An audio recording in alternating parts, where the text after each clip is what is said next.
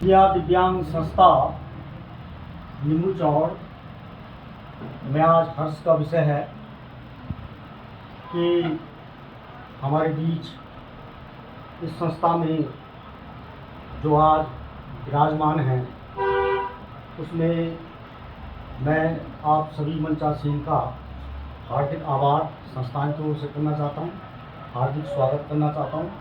एक बार सभी अतिथियों का आप जोरदार तालियों से स्वागत कीजिए। उपस्थित हैं न्यायमूर्ति रीना नेगी, अपर जिला जज पौड़ी गढ़वाल हमारे बीच पहुंची हैं। हमारे दूसरी मुख्य अतिथि हैं न्यायमूर्ति सोनिया, प्रभारी सचिव तालुका विधिक सेवा समिति। हमारे और विशिष्ट अतिथियों में संजीव पाल जी, समाज कल्याण अधिकारी गोड्डा, श्री राकेश चंद्र डालिया जो सदस्य हैं बाल कल्याण समिति के, श्री राणा जी भी उनके साथ में हैं और एडवोकेट पूजा डोडियाल जी भी हमारे बीच में हैं। तो मैं दिया दिव्या संस्थान की ओर से आप सभी का हार्दिक स्वागत करता हूं, हार्दिक अभिनंदन करता हूं। 3 साल से इस कार्यक्रम में हम लगे हुए हैं और क्षेत्र के ये हमारे जो दिव्यांग साथी हैं उनको यहाँ पर रख करके और एक व्यवस्था बनाई गई है। 66 बच्चों पर इस समय हम लोग काम कर रहे हैं और इन 66 बच्चों में 13 बच्चे ऐसे हैं जो मात्र पितृ हैं और 4 बच्चों को हम यहाँ आवासीय व्यवस्था भी दे रहे हैं। इस पूरे कार्यक्रम को 3 साल से बिल्कुल भगीरथ प्रयास में जो ले जा रही हैं वो हैं इस कार्यक्रम की हेड कविता मनासी जी, उनके साथ सेक्रेटरी मैडम जी। ये लगातार बिना धूप देखे हुए, बिना बरसात देखे हुए लगातार इस कार्यक्रम से लगी हुई हैं। बहुत अथक प्रयास इनका है और इनके द्वारा लगा रहते हैं कार्यक्रम में। विधिक मित्र जिला विधिक सेवा प्राधिकरण से संदीप विष्णु, आपका भी इस कार्यक्रम में हार्दिक स्वागत, हार्दिक अभिनंदन। चलिए साथियों, कार्यक्रम को शुरुआत करते हैं। आप लोगों को बिल्कुल जानने का हक है कि जो ये कार्यक्रम चल रहा है, ये कार्यक्रम किस उद्देश्य से यहाँ पर ये कार्यक्रम रखा गया है। साथियों, ये कार्यक्रम जो है कि जिला जज अध्यक्ष जिला विधिक सेवा प्राधिकरण महोदय के आदेशानुसार ये कार्यक्रम रखा गया है। मैडम जी के निर्देशन में और प्रभारी सचिव तालुका विधिक सेवा समिति मैडम जी के उपस्थिति में ये कार्यक्रम आज यहाँ पर ये कार्यक्रम किया जा रहा है। ये जो हमारे दिव्यांगजन हैं, जो हमारे दिव्यांग बच्चे हैं, उनके संरक्षण के लिए, उनको कोई स्कीमों के बारे में जानकारी बताने के लिए कि क्या क्या ऐसी स्कीमें हैं हमारे दिव्यांगजनों के लिए, हमारे दिव्यांग भाई बहनों के लिए कि जिससे कि वो लाभ ले सकें, ताकि उनको कोई अलग दृष्टि से ना देख सके, समान दृष्टि से देखें। ऐसी कई स्कीमें हमारे बीच समाज कल्याण अधिकारी हैं, वो आप लोगों को बताएंगे। हमारे बीच में CWC अध्यक्ष हैं, वो आप लोगों को बताएंगे कि क्या क्या ऐसी सरकारी योजनाएं हैं जिनसे कि आप लोग लाभ ले सकें। इसीलिए ज़्यादातर बच्चों को ना बुला करके यहाँ पर माता पिताओं को बुलाया गया है कि ताकि आप लोग अपने बच्चों के लिए, अपने चिर परिचित, अपने आस पड़ोस में जो भी व्यक्ति ऐसे दिव्यांगजन हैं, उनके उत्थान के लिए उनको कैसे करके हम एक समाज की धारा में जोड़ सकें, उसके लिए काम कर सकें। इसके लिए हम लोग यहाँ पर प्रयास कर रहे हैं। ये समाज कल्याण विभाग द्वारा जो भी कल्याणकारी योजनाएँ चलाई जा रही हैं, मैं उम्मीद करूँगा कि आप लोगों के लिए ये लाभकारी होंगी और आप इसे ध्यानपूर्वक सुनेंगे ताकि आप इनका लाभ ले पाएँ। इसी क्रम में मैं सर्वप्रथम बताना चाहूँगा कि विभाग द्वारा वृद्धावस्था पेंशन, विधवा पेंशन और दिव्यांग पेंशन की दरें 1500 रुपये कर दी गई हैं, जो कि पहले 1200 रुपये थी। और साथ ही 60 साल से ऊपर सभी, मतलब अगर परिवार में पति और पत्नी दोनों हैं तो दोनों को ही पेंशन दिए जाने का प्रावधान है, 1500 रुपये। और दिव्यांगों के लिए हमारे पास विशिष्ट दिव्यांग पहचान पत्र की योजना भारत सरकार द्वारा चलाई जा रही है। 40% जिनके पास सर्टिफिकेट हैं ऐसे दिव्यांगों को भारत सरकार द्वारा UDID unique disability identification card ये प्रोवाइड कराया जाता है। और ये इसमें फ़ायदा ये है कि अगर कोई बच्चा आगे भविष्य में तैयारी करता है तो 4% इसमें सरकारी नौकरी में आरक्षण है।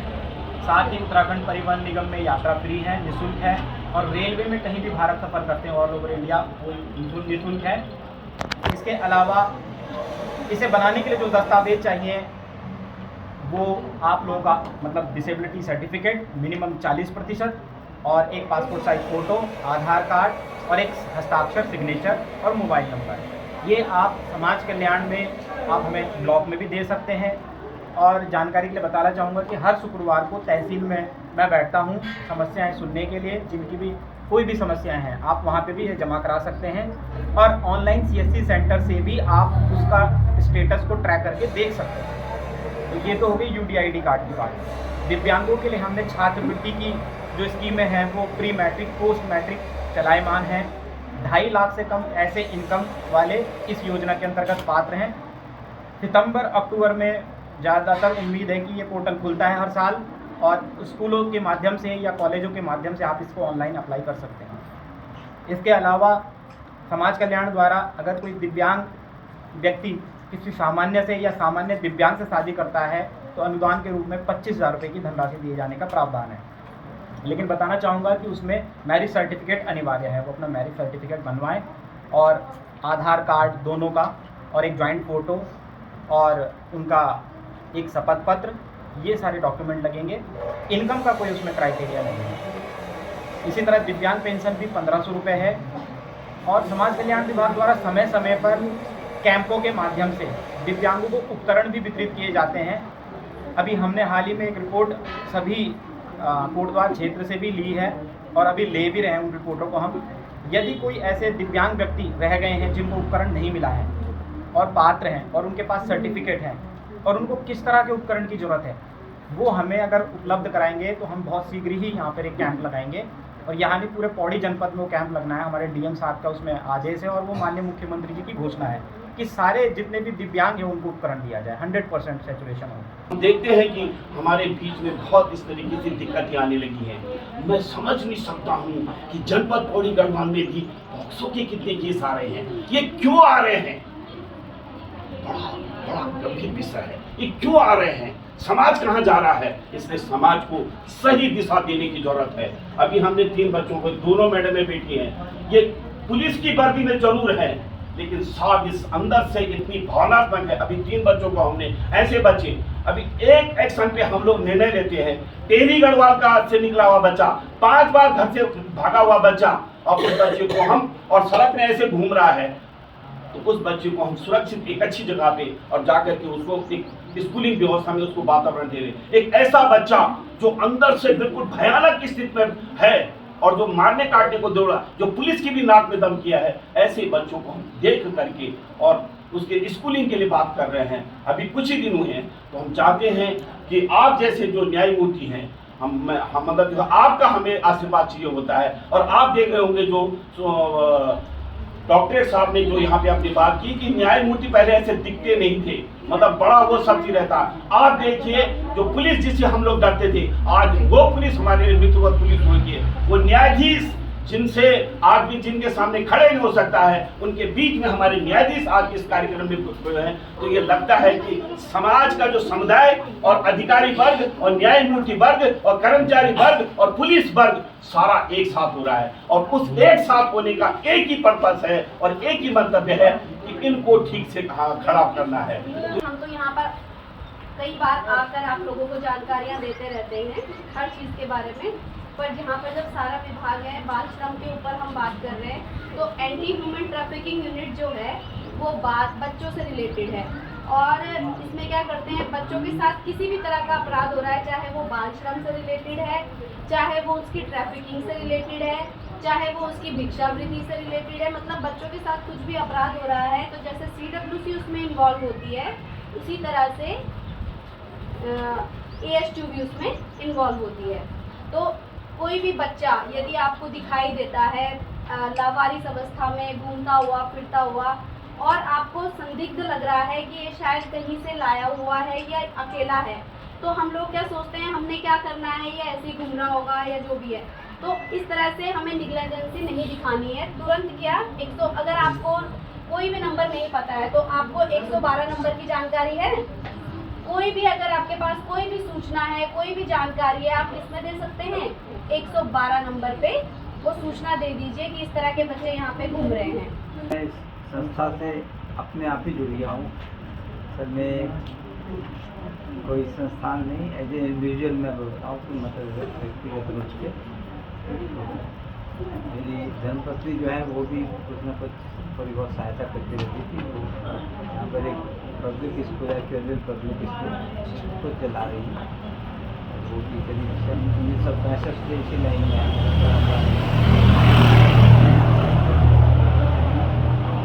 वो थोड़ी बहुत सहायता कुछ करती रहती थी। एक दिन नासिम मैम ने मेरे को भी बोला कि आप उधर से होता, मैंने कहा मैडम क्या कार्य कर रही है। जब पता लगा मेरे को, मैंने कहा बिना सोचे मैंने कहा मैडम मेरे से जो भी हो सकता है मैं आपको दूँगा। उसके बाद कभी 1-2 बार जब भी रिक्वेस्ट आई कि ये काम हम करा रहे थे, इसके लिए पैसे नहीं है, तो मैं करते तो व्यक्तिगत रूप से जो कुछ भी हो सकता था वो इनके साथ करते हैं। मैं नहीं, मतलब हमारा सारा परिवार इसी प्रकार के कार्य और बेहतर मेरे बड़े भाई साहब लेफ्टिनेंट जनरल हैं, उनका बेटा लेफ्टिनेंट जनरल और मैं हूँ, मैं दो बेटे भी फौजी अफसर हैं।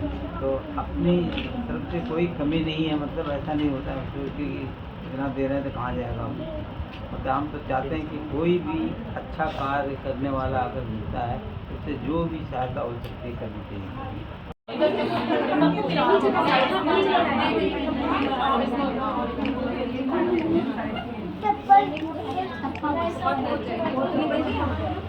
और बैन करो। आगे समझती हूँ कि आपने मुझे यहाँ पर आमंत्रित किया। जहाँ तक अगर हम विधिक और अधिकारों की बात करें तो विकलांग तो पहले इन लोगों के लिए जो शब्द प्रयोग में लाया जाता था, अब उसको दिव्यांग कर दिया गया है, क्योंकि विकलांग इस समाज में, इस प्रकृति में कोई नहीं है।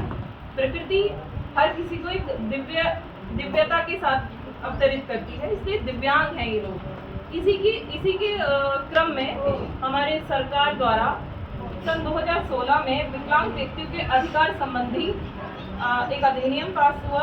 2016 में पास हुआ था, ये आप नेट पर सर्च कर सकते हैं। इसमें उनको अधिकार, कई सारे अधिकार दिए, जैसे उन्हें वोट देने का अधिकार उनका है ही, उनको भेदभाव ना हो, उनके साथ समानता हो, इन अधिकारों के साथ उसको समायोजित किया है। जैसे आपने देखा होगा सामान्य जीवन में हम सीढ़ियों से जा सकते हैं, हम सामान्य लोग हैं, पर दिव्यांग लोगों के लिए रैंप बनाया जाता है। इसी तरह से शिक्षा, दिव्यांगता भी कई प्रकार की होती है। जैसे बौद्धिक, कोई व्यक्ति आंखों से, नेत्रों से देख नहीं सकता, बट परंतु जो उसका बौद्धिक स्तर होता है वो बहुत अच्छा होता है, तो हम उसके बौद्धिक स्तर को आगे ले जाएंगे। माननीय उत्तराखंड राज्य विधिक सेवा प्राधिकरण व माननीय अध्यक्ष जिला सेवा प्राधिकरण पौड़ी गढ़वाल के निर्देशानुसार माननीय अध्यक्ष तहसील विधिक सेवा प्राधिकरण के मार्गदर्शन पर, अपर जिला जज मैम के मार्गदर्शन पर आज ये कार्यक्रम आयोजित किया गया है, जिसमें आप सभी को बाल अनुकूल कानूनी योजना एवं दिव्यांग बच्चों से संबंधित योजना के संबंध में जागरूक करने के लिए यहाँ पर उपस्थित कराया गया है। बच्चों के साथ साथ उनके पेरेंट्स को इसलिए बुलाया गया है क्योंकि पेरेंट्स ज़्यादा अच्छे से इन योजनाओं को समझ सकते हैं। हम लोगों को जागरूक होना इसलिए ज़रूरी है क्योंकि गवर्नमेंट तो स्कीम्स निकालती है, समाज कल्याण विभाग की तरफ से तो स्कीम्स निकली हुई हैं, लेकिन आम जनता तक उन्हें कैसे पहुंचाया जाए, इसके संबंध में आप लोगों को जागरूक करने के लिए बुलाया गया है, ताकि उन स्कीम्स का आप लोग को पता चल पाए, तभी तो आप उसका लाभ प्राप्त कर सकते हैं। जैसे हमारे समाज कल्याण विभाग अधिकारी ने बहुत सारी स्कीम्स के बारे में आपको बताया। अगर अभी भी आपकी कुछ डाउट्स हैं तो आप उनसे दोबारा से पूछ सकते हैं, और उन्होंने अपना मोबाइल नंबर दिया हुआ है, तो किसी भी प्रकार की कोई समस्या है तो आप उनको फ़ोन करके उनसे पूछ सकते हैं। अगर फिर भी आपको कोई दिक्कत आती है तो हमारे PLBs, क्योंकि आप लोग डायरेक्ट तो हम लोगों से संपर्क नहीं कर सकते हैं, तो आप PLBs के माध्यम से अपनी समस्याएं हम तक पहुंचा सकते हैं। तो हम लोगों से जो हो सकेगा हम वो आपकी पूरी भरसक मदद करेंगे। गवर्नमेंट की तरफ से जितनी भी स्कीम्स हैं उनको लेने में अगर कोई भी अड़चन आ रही है, किस तरीके से फॉर्म भरना है, किस तरीके से लाभ आपको प्राप्त करना है, कैसी भी समस्या है, आप PLBs के थ्रू हम तक पहुंचा सकते हैं। वैसे तो आपने डायरेक्ट नंबर दिया हुआ है अपना, फिर भी अगर इन केस कोई दिक्कत आती है, और वैसे तो अभी यहाँ पे बैठे हुए हैं, अगर किसी को अपनी कोई डाउट्स क्लियर करने हैं तो आप यहाँ पे पूछ सकते हैं, ठीक है। और दूसरी बात, आपको यहाँ पर दिव्यांग बच्चों की जो सहायता के लिए जितने भी लाभ हैं, जितने उनको लाभ देने के लिए स्कीम्स चली, उनके साथ साथ आपको इसकी भी जानकारी दी गई है कि ह्यूमन ट्रैफिकिंग से कैसे आप बच सकते हैं। पॉक्सो के बारे में आपको जानकारी दी गई है। पॉक्सो एक ऐसा एक्ट है जिसमें 18 साल से नीचे के बच्चे के साथ कोई भी लैंगिक अपराध होता है, कोई भी लैंगिक शोषण होता है, कोई उसके साथ सेक्सुअल, कोई उसको अब्यूज़ करता है, तो फिर अपराध कारित होता है। तो उसकी जानकारी आपको तुरंत, मतलब उसको छुपाना नहीं है, उसको सहना नहीं है, आपको रिपोर्ट करना है, ठीक है। तो ये CWC के आप अध्यक्ष हैं, आप उनके समक्ष भी अपनी बात को रख सकते हैं, और कानून तो है ही, फिर आप कोर्ट तो है ही आपके लिए खुला हुआ, ठीक है। और बाकी यही है कि बच्चों को यहाँ पे जो जितने भी बच्चे हैं उनको समझाइएगा कि उनके साथ कोई भी ऐसी कोई समस्या अगर कोई भी उत्पन्न होती है, घर में, बाहर, यहाँ आने के दौरान, या यहाँ पर कुछ इस तरीके का अनफेयर कुछ ऐसी सिचुएशन होती है, कुछ जैसे उनके साथ गलत तरीके से कोई छू रहा है, कोई एक्टिविटी हो रही है, तो वो तुरंत बताएं। छुपाना नहीं है किसी को भी, किसी भी बच्चे को, ठीक है। उनके पेरेंट्स भी इस चीज़ को वॉच करें। पदाधिकारी कविता जी, यहाँ उपस्थित प्यारे बच्चों, उनके माता पिता, पेरेंट्स आए हैं ना बच्चों के यहाँ, पीछे बैठे हैं। तो जो आज वैसे सारी बातें हो चुकी हैं, आप लोगों ने स्कीम्स भी समझ ली, पुलिस का भी आपने रोल समझ लिया, क्या नहीं करना, बाल कल्याण समिति का भी आपने सुन लिया, कानून का भी सुन लिया। पहली बात तो जैसे सोनिया जी ने बताया कि जो भी स्कीम्स बताई गई हैं उसको आप कैसे, एक क्वेश्चन आता है ना कि इतनी सारी चीज़ें, पर हम इसका लाभ कैसे लें, कहाँ फॉर्म भरें, किसको बोलें। तो हमारे PLVs हैं, आप हैं, पूजा जी हैं, इनसे संपर्क कर सकते हैं। इनका फ़ोन नंबर लेकर ये पूरी मदद आपकी करेंगे, किस तरह से लाभ प्राप्त करना है। समाज कल्याण अधिकारी महोदय भी हैं, वो आपकी पूरी सहायता करेंगे। तो इसमें तो कोई डाउट नहीं होगा पेरेंट्स को कि किस तरह से हम, एक चीज़ करिएगा, ये बच्चों का मेडिकल सर्टिफिकेट बन चुके हैं, जैसे 40% डिसेबिलिटी की बात करते हैं, कुछ बच्चों के बने, कुछ के नहीं बने हैं। तो वो दिक्कत कहाँ आ रही थी ना बनने के लिए? एक कैंप लग जाता है मैम, तो आर्थिक स्थिति भी होती है। अभी बताया ना आपने बताया उसका हॉस्टल में रहने का इंतजाम जो भी बिल्कुल बन जाएगा, आप चिंता न करो, हो जाएगा। इनसे पूछ भी लीजिए कि उनकी सहमति है हॉस्टल में डालवाने की। नहीं वो तो दो बच्चे हैं, इनके माँ बाप खत्म हो गए, सबसे बड़े लड़का था मेरा, दोनों खत्म हो गए। अब इसके लिए मेरे लिए बोलते हैं कि बाहर को जाओ, तुम तुम्हारा कुछ नहीं, अब खाना भी नहीं देते, कुछ नहीं दे रहे, रोटी पका के देते। आप क्या चाह रहे हो? इसको हॉस्टल में नहीं रखना, हॉस्टल में नहीं डालना चाह रहे हो? पैसे कमाऊँ मैं, इनकी पेंशन कर दो। ठीक है, तो पेंशन के पेंशन कितनी मिल जाएगी? डॉक्यूमेंट्स आप लोग बच्चे ना 18 साल जो उसको प्रताड़ित कर रहे हैं वो लोग 3 साल प्रताड़ित ना करें। लड़ाई हुआ है, हो जाएगा समाधान। और कोई दिक्कत है बच्चों से संबंधित? मैडम कहिए ना, इसकी पेंशन नहीं लग रही मैडम, दिव्यांग सर्टिफिकेट बना रखा है, और मैडम क्या दिक्कत आई थी? क्या दिक्कत आ रही है? मैडम सर्टिफिकेट दे रखा है, कोई डॉक्यूमेंट नहीं है क्या है? नहीं कुछ नहीं है। आय प्रमाण पत्र बनाया है? हाँ जी सर। तो फिर क्या दिक्कत आ रही है, ऑनलाइन कर दीजिए। सर हमने तो जो फॉर्म थे वो जमा कर रखे थे। कहाँ जमा करे थे? हमने 5 सचिव के पास किए। अरे तो भाई 5 सचिव के पास क्यों दिए, सीधा ऑनलाइन कर दो, आजकल तो सब कुछ ऑनलाइन हो गया है। आप ऐसा करिए, इधर उधर मत करिए, ये DLS से बना ही इस चीज के लिए, उधर उधर मत करिए। हमारे PLV से इनसे संपर्क कर लीजिए, इनको ये उचित जगह पहुँचा। आप मेरे पास आ जाना, ये डॉक्यूमेंट ये आ जाएंगे। अगर ऑनलाइन कराने में भी दिक्कत आती तो भी मेरे पास आ जाए। बच्चे ये जो तामझाम चल रहा है ना, ये पूरे देश पे चल रहा, फिर आपके राज्य में चल रहा, फिर आपके जिले में चल रहा और आपके कोटद्वार में चल रहा है। वो इसीलिए चल रहा है, जो बीच का है ना, हमने इधर दे दिया उधर दे दिया, आपने वोट नहीं दिया, उन्होंने आपका काम नहीं किया, ऐसा होता है ना। सच्चाई तो यही है, वो चीज को हटाने के लिए है, ये हटाने के लिए। इसीलिए हम लोग भी आपके पास आए इस सब चीज़ों को हटाने के लिए, तो सुविधाएं नहीं मिल पा रही है इस वजह से, है ना। अब पार्षद वगैरह को मत करिए, हमारे PLVs है उनको करिए, वहाँ नहीं होता सोनिया मैडम से करिए, भी बहुत हेल्प करती हैं, उनसे करिए, इतने सब लोग हैं आपके साथ, तो फिर हमारा क्या फ़ायदा अगर अभी भी इधर आप लोग जी जी इस चीज़ को करिए। जो भी दिक्कत आपको कहीं भी आ रही है, इतना अच्छा काम कर रहे हैं, सीधा बताइए, हमारा तो कोई ऐसे मना ही नहीं, कभी भी आकर के चीज़ दिक्कत है इसके अलावा।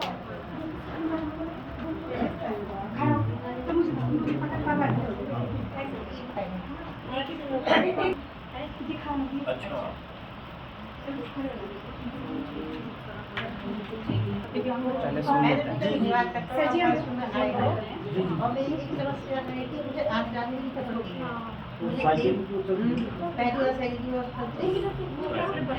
क्या क्या क्या क्या चाहिए आपको?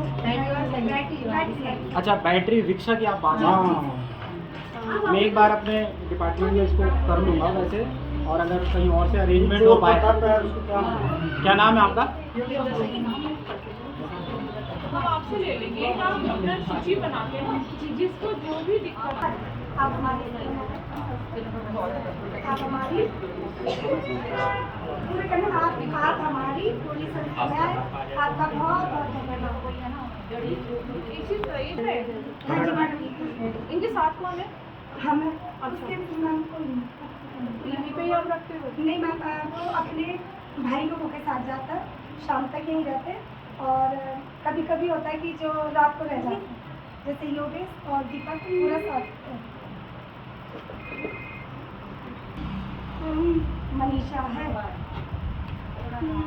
मैं बोल नहीं सकती हूँ, मेरा हाथ सीधा नहीं होता, और मेरे पैर भी इतनी थी मैं, तब हुआ, तब से पैर ऐसा उठा। इनके साथ कौन है? मम्मी। तो ट्रीटमेंट का नहीं आप बहुत कराया तो अपनी तरफ से पूरी कोशिश की। कहाँ का कब करा? 3 महीने कब कराया? अब तक करा? तब मैंने बच्चों की कोर्ट होल्ड करके से पॉक्सो का कहते हैं, तो वैसे कई बच्चे मेरे सामने आए थे जिनके साथ यौन अपराध हुआ था, और ये मैं सोची कि लड़कियां ही हैं इसमें, लड़के भी उनके साथ भी बहुत कुछ होने लगा है, लड़कों के साथ। और जो छोटे बच्चे हैं जो बोल नहीं सकते, अपनी बात बता नहीं सकते, वो सबसे शिकार कह सकते हैं, वो सबसे आसान शिकार होता है इन लोगों का। और ऐसे ऐसे मामले मेरे सामने आए थे कि अगर वो वीडियोस वगैरह मेरे सामने ना होती, वो किसी भली महिला ने चलते हुए रास्ते में एक ठेली वाला एक बच्चे के साथ जो कर रहा था, छोटा सा 6 साल का बच्चा था, और लगातार 2-3 दिन वो कर रहा था, वो महिला अपने बच्चे को बस स्टॉप से पिक करने आती थी, उसने देखा, जानती भी नहीं थी किसका बच्चा है क्या है, उसने धीरे से वीडियो बनाई, अगले दिन फिर देखा, उसने आगे जाकर कंप्लेंट करी पुलिस को, वो गवाही देने आई, और एकमात्र उसकी गवाही पे मैंने उस पर सजा करी थी। जो माँ बाप थे ना, वो उन्होंने मना कर दिया, हाँ नहीं कुछ नहीं हुआ, कुछ नहीं हुआ, मालूम नहीं, कोई बात नहीं, उन्होंने देखा भी नहीं था, हमने उनकी बात पे इतना भरोसा भी नहीं करा क्योंकि उन्होंने देखा नहीं था, पर जिस महिला ने देखा था उसकी ही गवाही पर मैंने सजा करी थी। वो बच्चा बोल नहीं सकता था, बता नहीं सकता था, मैंने स्पेशली एक इंटरप्रेटर को बुलाया था उसके लिए, जो उसकी बात को कोर्ट को बता सके, उसके जो हाव भाव, जैसे अभी आप बता रहे थे इन बच्चे की, अगर ये गवाही देना चाहे तो हम नहीं समझ पाएंगे, तो एक को हमने बुलाया, फिर उसकी मम्मी को भी रखा, और तब हमने उसकी बात को वो करा। तो ये अपने बच्चों पे थोड़ा ज़रूर देखिएगा कि कहीं ऐसा तो नहीं है, क्योंकि शायद कोई माँ बाप नहीं चाहेंगे कि उनके बच्चों के साथ ऐसा। छूना अच्छा होता है, ऐसा छूना अच्छा होता है, खराब होता है, ऐसा छूना खराब होता है, आँखों में आंखें देखना खराब होता है, ये भी छूना, माथे पे छूना खराब होता है, वही और मनीषा और भी कुछ बोल। आपका हमारी दिया दिव्यांग संस्था, आप सभी का हमारी दिया दिव्यांग संस्था में हम आपका स्वागत करते हैं। ताली बजाओ भाई। आशी आपका स्वागत है। मैडम आपका स्वागत है हमारे स्कूल में। और बोलो। और मैडम जी मैं आपका धन्यवाद करती हूँ, आप हमारे स्कूल में आए। बहुत बढ़िया। मनीषा ने सिखाया। मैडम आयुषी मनीषा आयुषी की टीचर है। वो कहती है बोल बोल बोल। वो उसकी टीचर है मैडम। बहुत बहुत धन्यवाद देती हूँ। एक दिन की बात थी ना, मैं बच्चों को लेने जा रही थी, हेलमेट नहीं था। मैडम चालान कर दिया। मेरे पास पैसे नहीं थे, मैं सच में बता रही मैडम। और मैं स्कूल में आई और चप्पल भी नहीं पहने, मैं नंगे पैर दौड़ी वहाँ। तो मैंने कहा सर पैसे नहीं है मेरे पास। बोला आप पहले मैडम पानी पी लीजिए। मैंने मैडम को बोला मैडम, मैंने कहा पैसे नहीं है। मैडम ने कहा मैं दे दूँगी पैसे, आप इतना रो मत, मैं रोने। तो मैडम आप सभी ने हमारे साथ किया, इसके लिए मैं बहुत बहुत धन्यवाद करती हूँ। मैम का भी मैं बहुत बहुत धन्यवाद करती हूँ। कोर्ट लगा था, मैं मैडम के पास आई, मैडम ने मेरी बात सुनी। मुझे मैडम कितनी खुशी ने, मुझे इतनी जानकारी नहीं थी मैम कि मैं इतना अच्छा काम कर रही हूँ। उस दिन मुझे एहसास हुआ कि मैम मैं कुछ कर रही हूँ। मैं इसका मैम को बहुत बहुत धन्यवाद करती हूँ।